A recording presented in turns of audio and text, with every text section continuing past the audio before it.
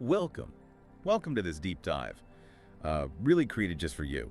Life gets so busy, things rush past, and it's easy to just miss the quiet moments, isn't it? It really is, those subtle shifts that might actually be holding something quite significant. Exactly. So today we thought we'd slow things down a bit, try and listen for those whispers. We're exploring this idea of second chances. But not in the usual dramatic sense. No, not big Hollywood moments. More like gentle signs, hints that life, maybe the universe, is offering you something. And we're drawing on that deep wisdom, that perspective that sees everything as connected, interwoven. Or even tiny things you might normally ignore, could have real meaning just for you. Yes, it's often in the stillness, that the deepest insights can surface. So it needs a kind of turning inward. A gentle turning inward, yes. A willingness to just perceive beyond the everyday noise, to sense those subtle currents flowing through your life. Right. So how does the universe talk to us? That's the right word. It's not loud announcements, is it? No, think of it more like the rustling of leaves in a forest. Or perhaps whispers on the wind? A pattern you feel more than hear directly. Exactly. A resonance. You feel it. And at the heart of this is that understanding of interconnectedness. Everything tied together? Everything. Your experiences, your thoughts, even your feelings, they aren't isolated islands. They weave this intricate web. And these subtle signs, these little nudges towards a different path, they actually arise from that very web, specifically for you in your context. It really makes you think, doesn't it? Yeah. I mean, have you ever had that strong gut feeling about something, or maybe bumped into someone unexpectedly and it felt significant? And maybe you just brushed it off, didn't give it a second thought. We often do. But what if those moments, those seemingly small instances, hold more weight than we realize? Yeah. It's precisely in those overlooked moments that your path can gently, subtly redirect. Like that story of Arjun, the writer. Ah, yes. Arjun. Someone who always felt that pull, that deep love for writing. But, well, life took him down a more conventional corporate path. A path that didn't quite feel right. I think a lot of us know that feeling. Indeed. And then, one day, just a chance meeting, waiting for a train, I believe. Right. He runs into an old friend from college, and it just so happens this friend is now an editor. Seems like pure coincidence on the surface. It does. But perhaps it's more. Perhaps it's one of those second chances disguised as serendipity. A little nudge back towards that passion he'd kind of buried. Precisely. And we can also think about karma here, not as reward or punishment, but simply as ripples, cause and effect. The echo of our actions, thoughts, feelings. Exactly. So when a second chance appears for you, it might be an opportunity to gently shift the direction of those ripples, to resolve old patterns. Oh, I like that image. Like a river, maybe. And sometimes debris blocks the flow. A wonderful metaphor. Resisting life's natural currents can create those blockages. And the second chance is like clearing some of that debris away, letting the river flow freely again. Exactly that. And this ties into another concept, dependent origination, Vatachasamutpada. Okay. It means that nothing exists in isolation. Every opportunity, every person you meet, every sign you notice, it's all connected. Interwoven threads in the fabric of your existence, arising together. So these aren't just random events dropping into our laps. Not from this perspective. They are part of the pattern, arising from countless causes and conditions. So, okay, if these signs are there, these threads, how do we get better at noticing them? It sounds like it needs a certain kind of awareness. It does. It really comes down to cultivating mindfulness. Being present. Yeah. Really here. Yes. Observing your experience moment by moment without judging it, just noticing. In that quiet presence, you become naturally more attuned. To the subtler signals, the quieter frequencies. It's like tuning a radio. You have to dial into the right station to hear the music clearly. Mindfulness helps you find that station within yourself. And these signals, they can show up in surprising ways, right? Like deja vu, that weird feeling of, I've been here before. Yes. Instead of just dismissing it as a brain glitch, perhaps view it as a glimpse into the timeless nature of consciousness. A little reminder that right now you are exactly where you need to be. A kind of anchor in the present moment. Interesting. And then there are dreams. So many traditions see dreams as gateways to wisdom. Right, like Tibetan dream yoga. Indeed. So pay attention to those vivid dreams, or the ones that keep coming back. Don't just dismiss them. They might be offering insights your waking mind hasn't quite grasped yet. It's easy to just forget them or think they're random nonsense from eating cheese before bed or something. Gentle chuckle. Well, perhaps sometimes. But they can hold a different kind of wisdom for you too. And what about coincidences? Ah, yes, those moments when things line up just Perfect. perfectly, almost too perfectly. Einstein apparently said coincidence is God's way of remaining anonymous. From a Buddhist view, thinking back to dependent origination, these aren't random either. They're more like guideposts. Guideposts, yes. Or subtle confirmations. Little nods from the universe that you're perhaps moving in alignment, or that a certain path is opening up for you. So recognizing all this, it really requires developing that inner sensitivity, being mindful, staying curious, Yeah. trusting your intuition more. Yes. Shifting away from relying solely on logic and embracing that deeper inner knowing as well. And I love that phrase, a second chance, as a sacred invitation to rewrite your story. It feels empowering. Because it is. It highlights your agency, your potential to grow and transform, which is inherent in these moments offered to you. Okay, so we're learning to tune in, to listen. Yeah. Now let's dig a bit deeper into how these second chances might actually look in our daily lives. It's not always mystical, right? Sometimes it's quite ordinary things. Very often, yes. The universe, if you will, orchestrates these messages through everyday occurrences. People we meet, patterns we notice, feelings we have. Right, so sign number one you mentioned was unexpected encounters, people just appearing. Individuals who enter your life, perhaps briefly, perhaps for longer, seemingly out of nowhere. You're just going about your day and boom, a conversation starts. Or you reconnect with someone unexpectedly. And it comes back again to that interconnectedness, your path intersecting with another's at just the right moment for something to spark. Like the story of Maya, who lost her job. Yes, Maya. Feeling adrift after losing her job, she finds herself sitting in a park. A chance conversation begins with a retired entrepreneur sitting nearby. Just a random chat. On the surface. But that conversation ignited something in her, reminded her of her old passion for painting, and ultimately shifted her entire career path. The second chance arrived through that person. It feels like luck, like serendipity.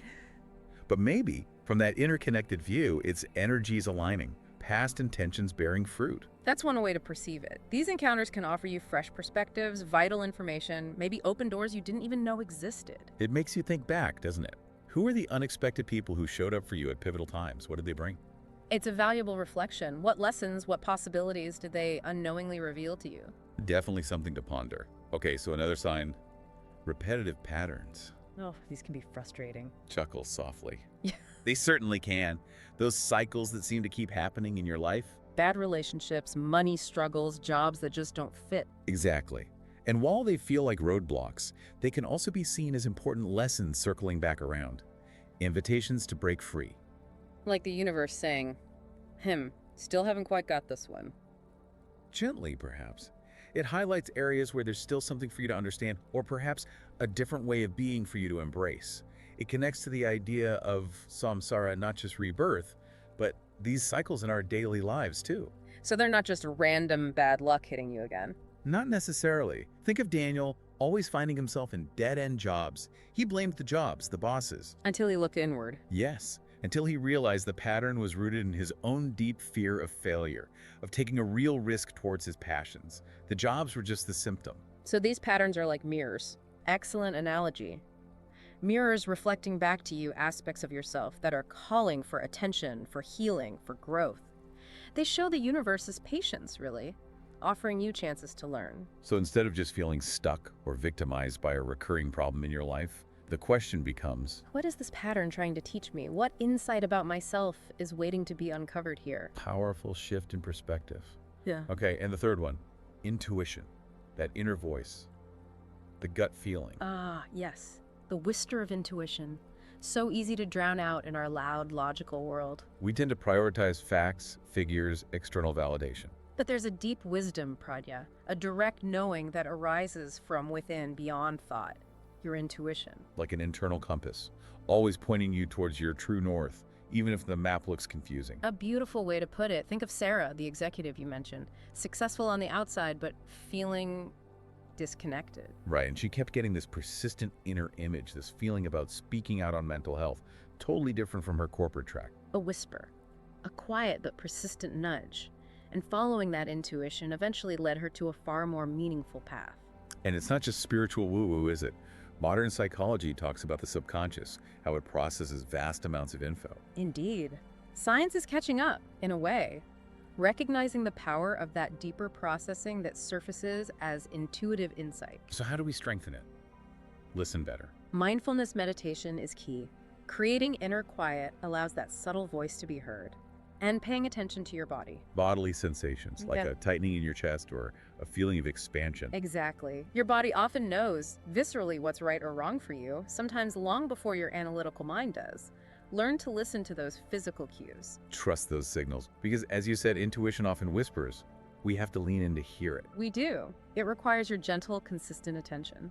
It's really fascinating how these ancient ways of knowing seem to resonate with things we're discovering now through neuroscience or therapy, like CBT. There's often a deep congruence. The language might differ, but the underlying understanding of the human mind and well-being can be very similar. Combining that inner wisdom with practical tools seems like a powerful way to, well, thrive. It creates a holistic foundation for navigating your life's journey. So for anyone listening, what are some practical steps to actually embrace these second chances when we start noticing them? Well, keeping a journal can be very helpful.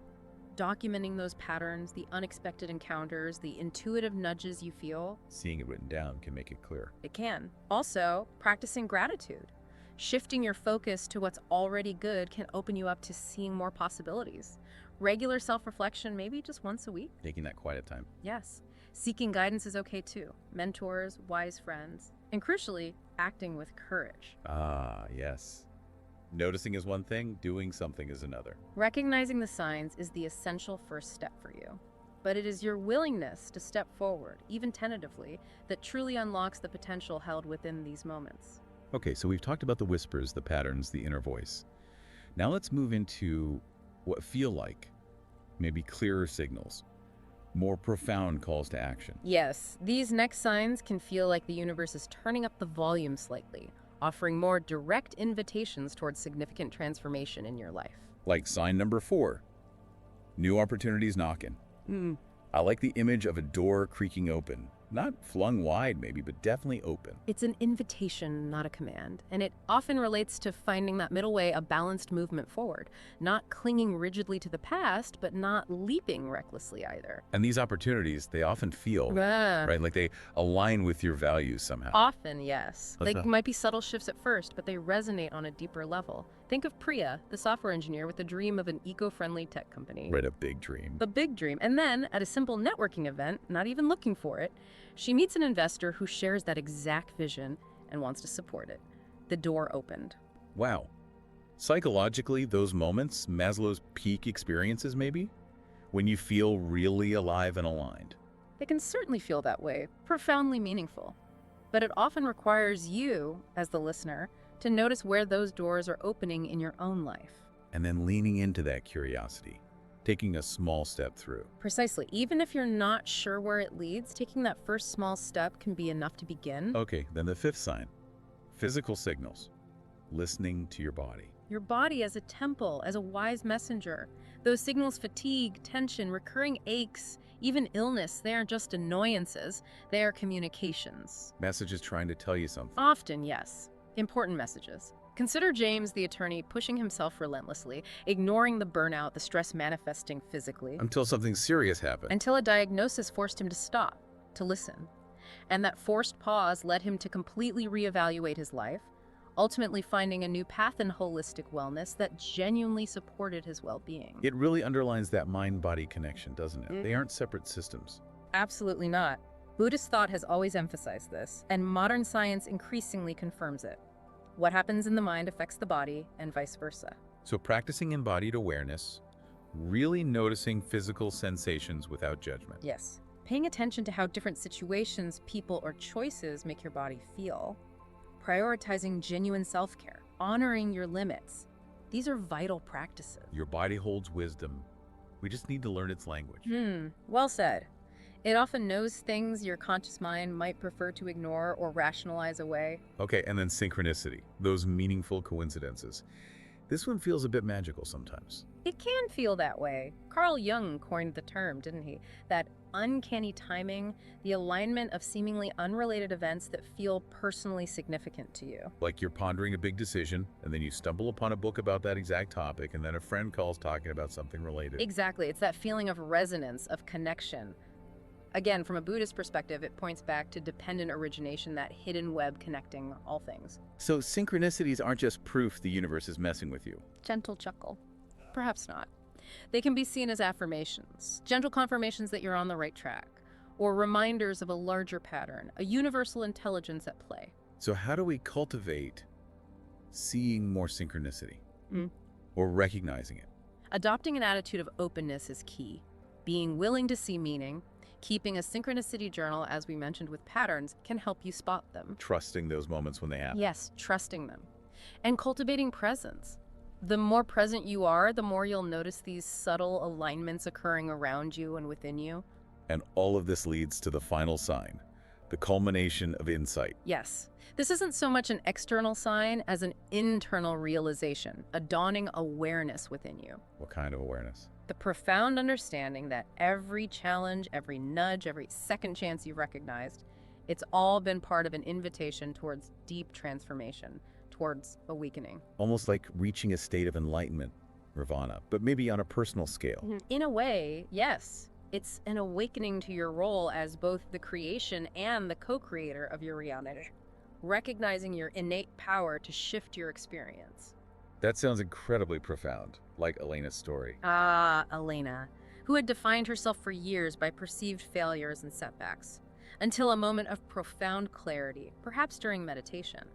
And she saw it differently. She saw how every difficulty had actually forged strength, taught resilience. She was able to reframe her entire narrative, not as one of failure, but of growth through adversity. And she rebuilt her life from that new foundation. Wow, that's the power of perspective, isn't it? How you choose to see things. It's power. And it highlights the importance of courage. The courage to believe in your own capacity to learn, to evolve, to become more than you thought you could be. So it really comes down to us, in the end. Recognizing the signs is just the start. It requires embracing vulnerability, trusting your inner strength, and believing in your journey. So as we wrap up this deep dive, which we really created for you, the listener, the main thing is that these second chances, these signs, they're gifts, right? Opportunities. Gifts filled with purpose and possibility, offered to you along your path.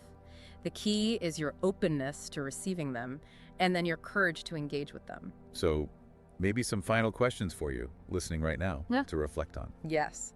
Perhaps consider, what patterns in your life feel ready to be released? Where might you be resisting change, perhaps out of fear, and why? And how can you bring your actions day by day into closer alignment with what you truly value deep down? These are potent inquiries to hold gently in your awareness. And maybe the most important thing is just take one small step today. It doesn't have to be huge. No, transformation is usually a gradual unfolding for you, not a single leap. It asks for your patience, your curiosity, your continued willingness to learn. Keep showing up for yourself, basically. Be kind to yourself along the way. So as you go about your day, maybe keep a little space open for noticing those subtle signals, those gentle nudges life might be offering. And just remember, this journey of growth, it's always ongoing. Always. Thank you so much for joining me on this deep dive, and maybe leave you with this thought. What if the universe really is always conspiring in your favor?